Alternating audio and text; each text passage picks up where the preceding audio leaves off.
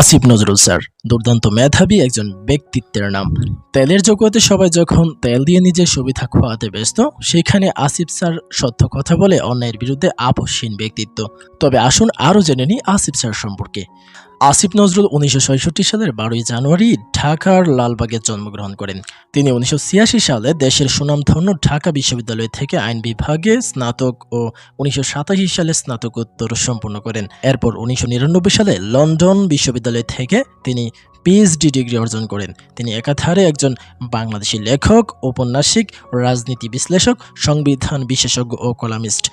অদম্য মেধাবী এই আসিফ নজরুল স্যার 1990 সালে বিসিএস পরীক্ষায় অংশগ্রহণ করে অ্যাডমিন ক্যাডারে সেকেন্ড হয়েছিলেন। কিন্তু এই শিক্ষানুরাগী এই মানুষটি সরকারি পেশা ছেড়ে যোগ দেন ঢাকা বিশ্ববিদ্যালয়ের আইন বিভাগের অধ্যাপক হিসেবে, যার দরুন জীবিকা সূত্রে তিনি এখন ঢাকা বিশ্ববিদ্যালয়ের আইন বিভাগের অধ্যাপক।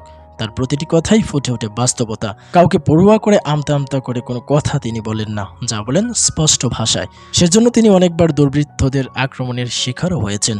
উনি প্রথম বিবাহ করেছিলেন রুকিয়া প্রাচীর নামে এক তরুণীকে। এরপর মজার বিষয় হলো উনি কিন্তু দ্বিতীয় স্ত্রী হিসেবে গ্রহণ করেন হুমায়ুন আহমেদের কন্যা শিলা আহমেদকে। লেখক হিসেবে তার খ্যাতি অসামান্য।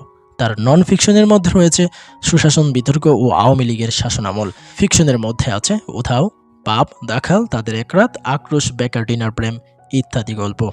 টিভি টক শো ও তার কলামে সাহসী রাজনীতি বিশ্লেষণের জন্য তিনি বিশেষভাবে খ্যাত। প্রিয় শ্রোতা, আসিফ নজরুল স্যার সম্পর্কে বলতে গেলে শেষ হবে না। এর মধ্য থেকে ফিল্টার আউট করে কিছু প্রয়োজনীয় তথ্য নিয়ে ছিল আজকের এই আয়োজন।